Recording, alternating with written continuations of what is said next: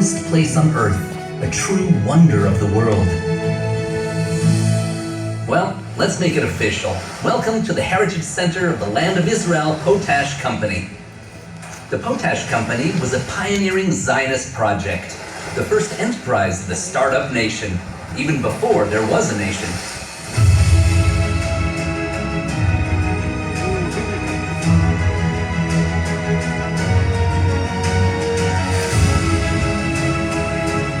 And soon after the nation was founded, the Potash Company turned into the Dead Sea Works.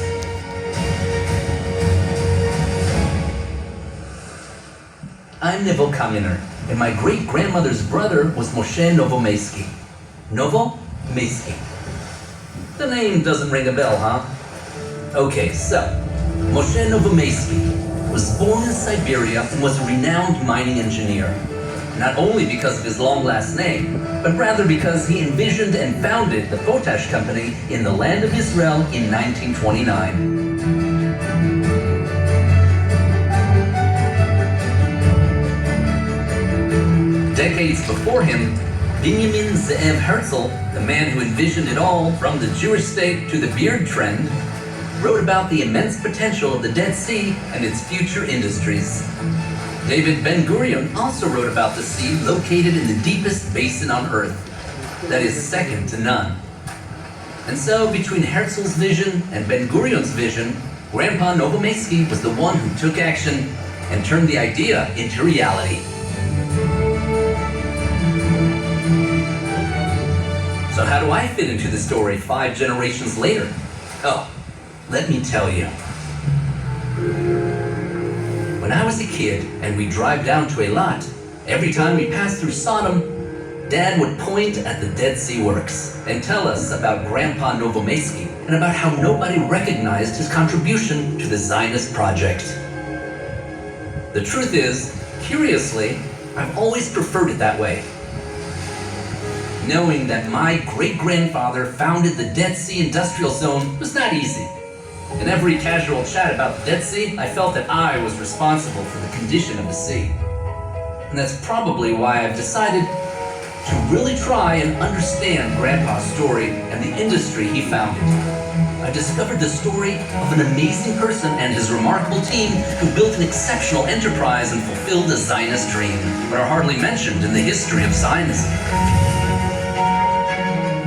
So maybe we should start and discover the story?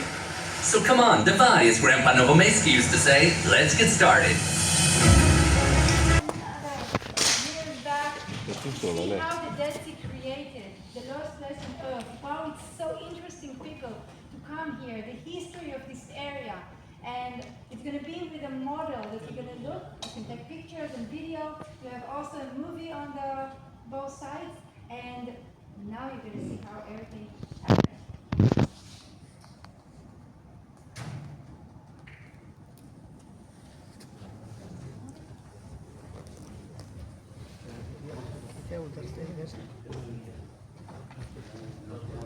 Hi, it's me again. Before I start telling you what happened here after Grandpa arrived at the Dead Sea, I'll tell you a little bit about what it was like before his arrival. In order for you to better understand, please take a look at the surface before you.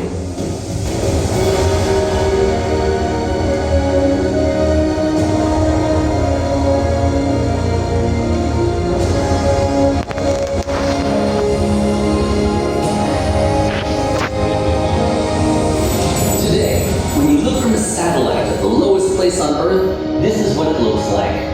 2 lakes. When I was a boy, my dad used to tell me that one is the Sea of Salt, the other the Sea of Pepper. Today I know both of them are 2 parts of the same lake. This is the northern basin, stretching from Kalia to Masada, and the southern basin, with a hotel area and Mount Sodom. The keen-eyed of you might notice that those 2 basins are connected by 2 canals, the Jordanian Canal and the Israeli Canal. Your grandparents will tell you that when they were young, the Dead Sea was one lake, with a strip of land that protruded into it, creating a kind of peninsula. In order to understand what attracted my grandpa to come here, thousands of kilometers away from his home near Lake Baikal in Siberia, I had to go back back in time almost 20 million years and start with the creation of the Syrian-African Rift.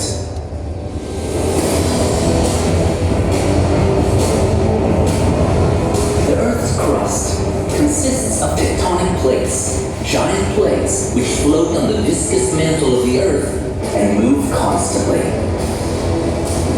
Millions of years ago, the two plates of Africa and Arabia separated from each other, creating a rift that gradually grew wider. The rift that was created stretches from Syria to Africa. The movement of the plates creates earthquakes.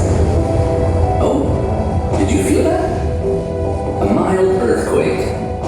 That's what happens when little energy is released.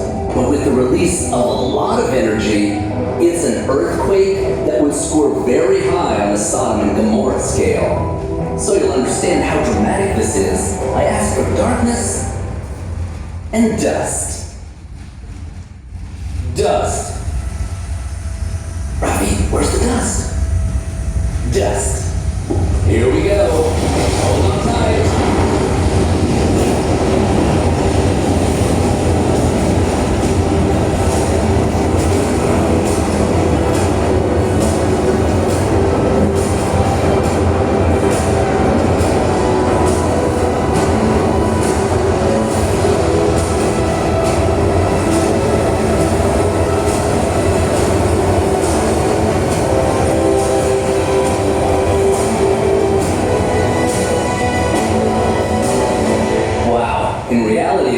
It didn't happen at once. It took a little longer. In our area, the line of the plate's movement from both sides of the rift wasn't straight. Both plates moved north, and still do, but the Arabian plate is moving faster. In places where the plates clashed, a mountain was created. The mountains of Hermon and Lebanon are good examples. And when they moved away from each other, depressions were created, like the Dead Sea and the Sea of Galilee. About 10 million years ago, a bay existed along the rift of the valley that was connected to the Mediterranean Sea through the Jezreel Valley. Due to the rising of the lower Galilee mountains, the bay disconnected from the Mediterranean Sea in a process that concluded with the creation of the Tongue Lake, stretching from today's Sea of Galilee to Hatzavah. The water drained into the lowest place, and that is how the Dead Sea was created.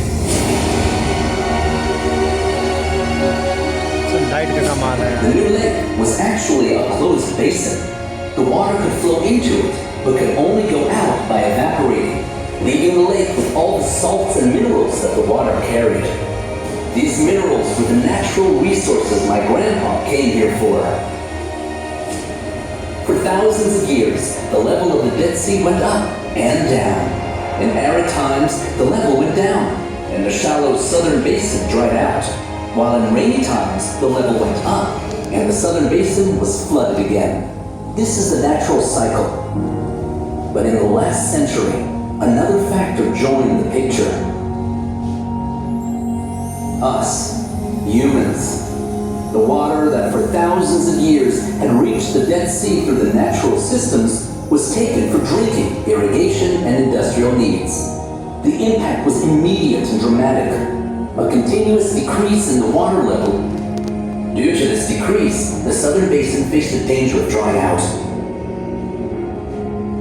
In order to maintain the industrial activity, the Dead Sea Works and a Jordanian factory pumped water from the northern basin and ran it through two canals to the southern basin.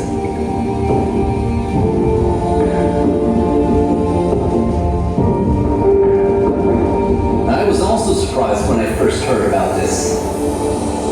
Another surprise awaited me when I learned about the history of the settlement here long before my grandpa.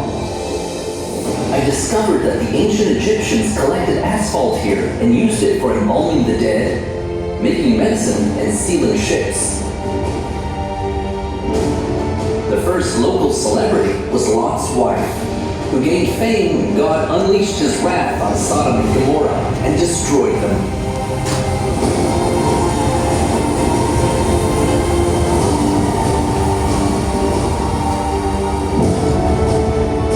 Other celebrities who hung out here were David, before he became King David, and Jesus, when he was still called You've probably heard about the Essenes from Qumran and the Hidden Scrolls. And of course, there's the story of Masada.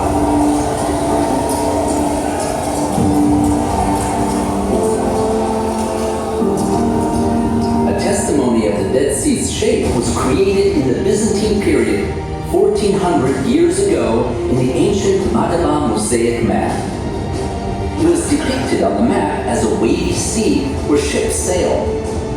Fish swim in the Jordan River, but when they approach the Dead Sea, they escape in panic before they turn into salted fish. Starting from the 18th century, explorers started arriving here. Their studies unveiled some of the mystery that encompassed the area. But as you may remember, I had my own exploration journey, Grandpa Novomeski.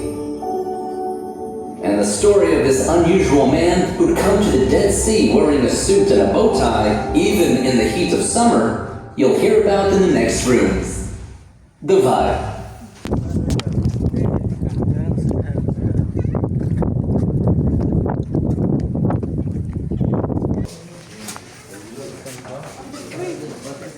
किसका kitchen है यार ये?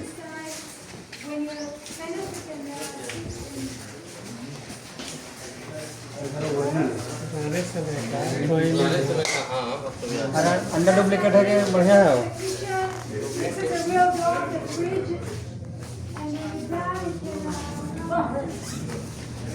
ये देखो ये तेल नापे वाला लीटर अभी यहाँ है।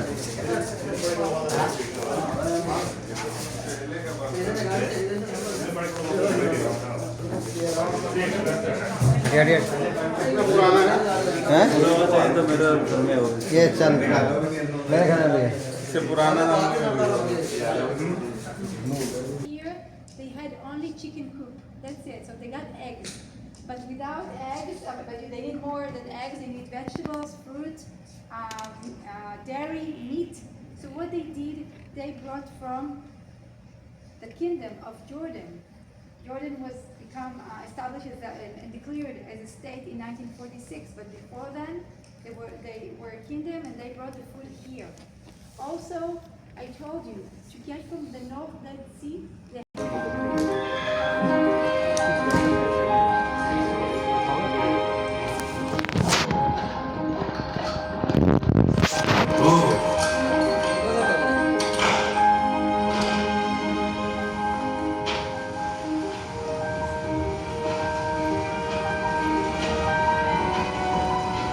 मुकेश खन्ना का जूता है का हो?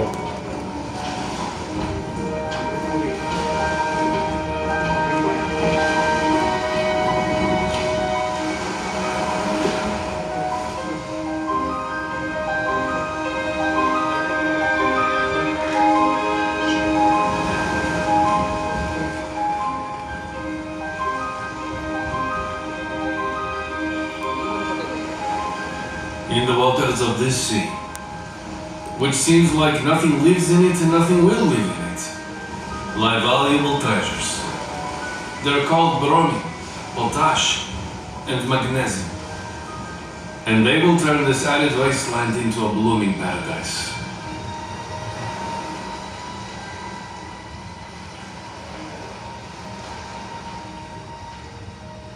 That was my grandfather's vision when he first came to the Dead Sea. Hi, it's me again. Welcome to the dining room of the Land of Israel Potash Company. A great place to tell the story of how the company was founded, which in a way is the story of my grandfather, who actually told it himself in his book, From Lake Baikal to the Dead Sea. My grandpa, who actually lived and worked in Siberia, Russia, began his affair with the Dead Sea 6 years before he first visited the place, when in Germany he met Professor Otto Warburg in his laboratory. I hear you're an experienced mining engineer. I founded factories in Siberia for extracting magnesium sulfate. Then I worked at mining copper and gold. We may need somebody like you. Who's we? The Zionist movement. There are gold mines in the land of Israel. There's the Dead Sea. Have you heard of Blankenhorn's expedition? The geologist. The Turkish Sultan sent him to find petroleum in the Dead Sea. We sent him back 2 years ago. This is his report. The only copy. Maybe you're the right man to read it.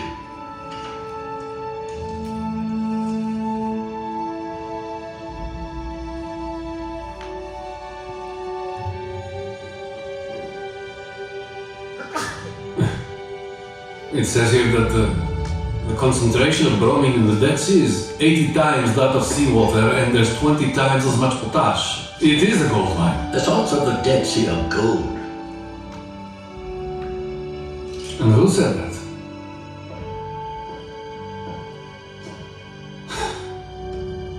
Benjamin Theodore Herzl. And you may be the man who will fulfill his vision.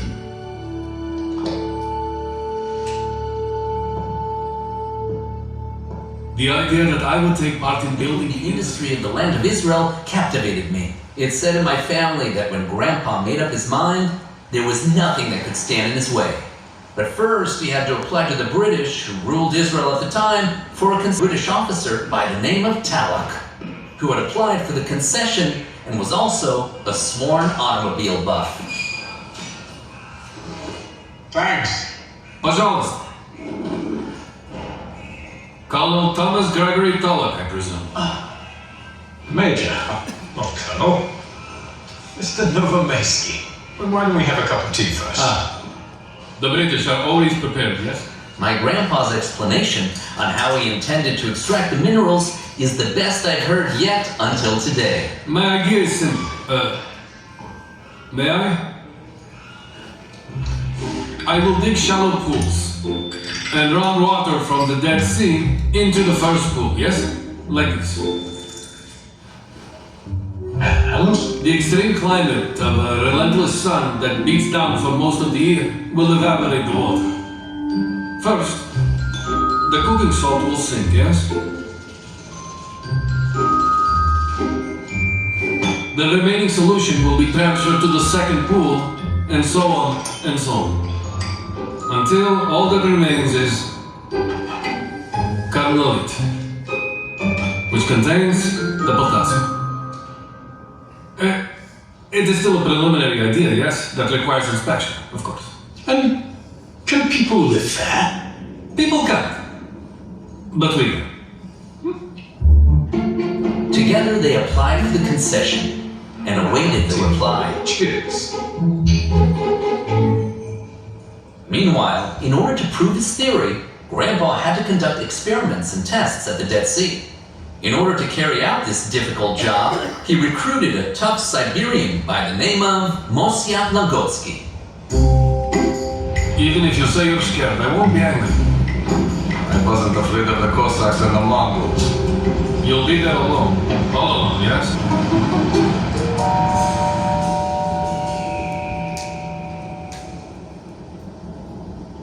Potash. Potash? Potash. I want to extract potash and bromine, and to get the British government, which isn't exactly Zionist, to give me the concession.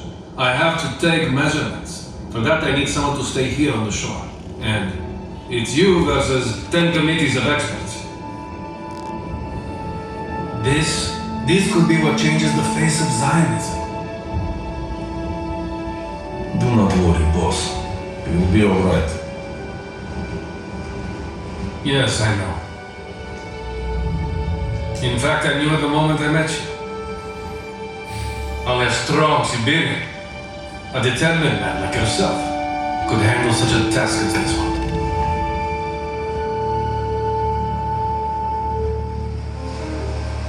In the heart of the wasteland, Grandpa and Mosya set up the experimental station for extracting potash from the Dead Sea.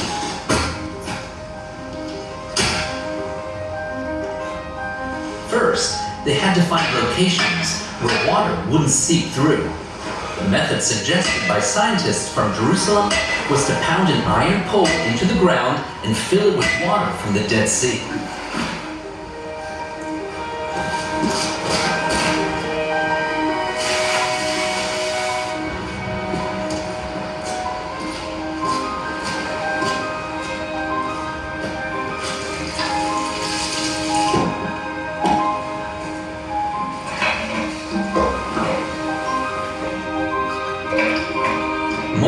check the water level in the pipe every day. If the level remained constant, it meant there was no seepage, and the spot could be used for an evaporation pond. If the level sank, they had to find a new spot and start all over again.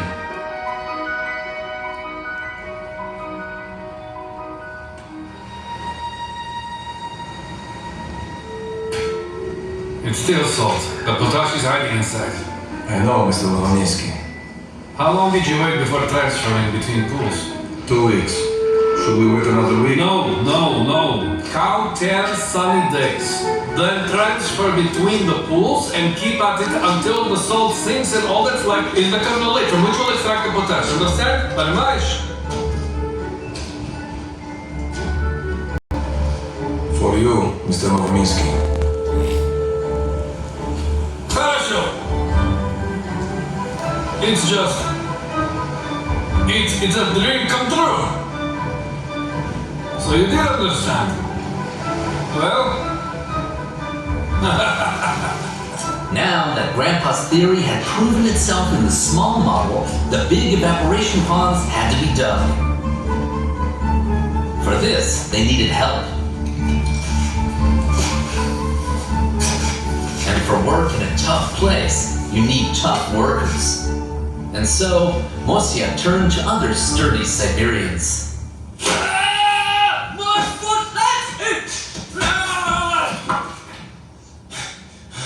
Enough! I've had it! I am leaving! Is there a problem? You promised us hard work, but this is not hard work. This is pure hell. It's as hot as a furnace. Черт подери. Listen, мужики. Let's sit down and eat. We'll relax, and then we'll talk.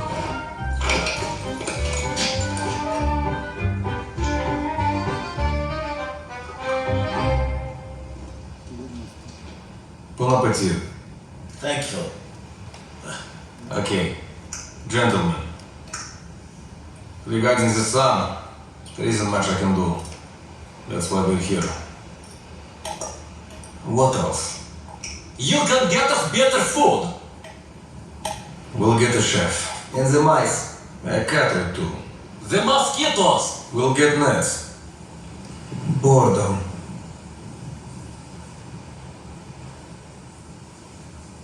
When we get the concession, we'll build a neighborhood here, and you can go home to your families every night. The results of the experiments in the northern part of the Dead Sea were excellent, but in London, matters proceeded sluggishly. Almost a decade after applying for the rights, Grandpa and Talek received an answer. Well,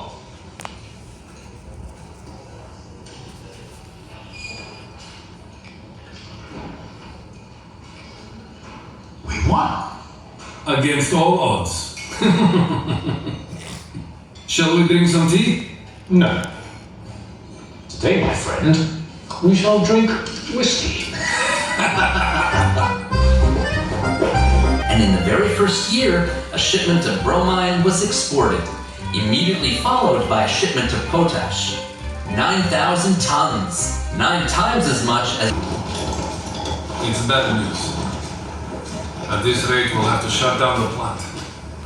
We can't keep up with the orders. Tell me what went wrong. What happened exactly? Putzniks, a new Zionistic challenge. Working in industry.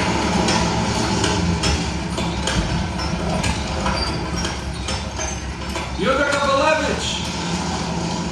Kapelevich! That's me.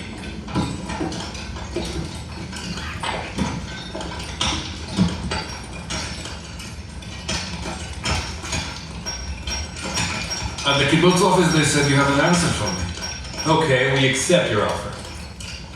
We'll put 150 members at your disposal, who will work in Sodom for at least 2 years. Oh. And you will train them and pay the kibbutz their wages. Fine, that was the deal I offered. Promise he'll bear our dream in mind. Help me with the plant in Sodom. And I'll do all I can to help you build a settlement next to it.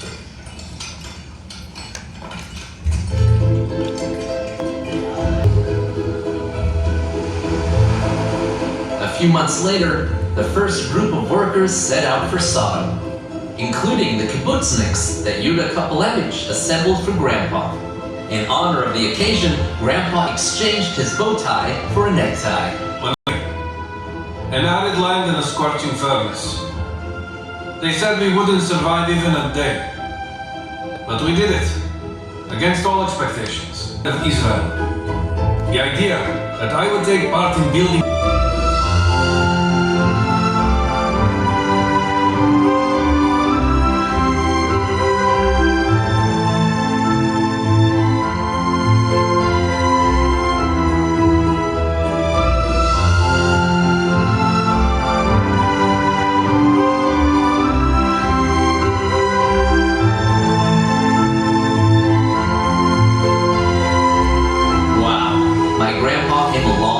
I'll tell you about what happened right here in Sodom where I'm standing in the next room in just a minute.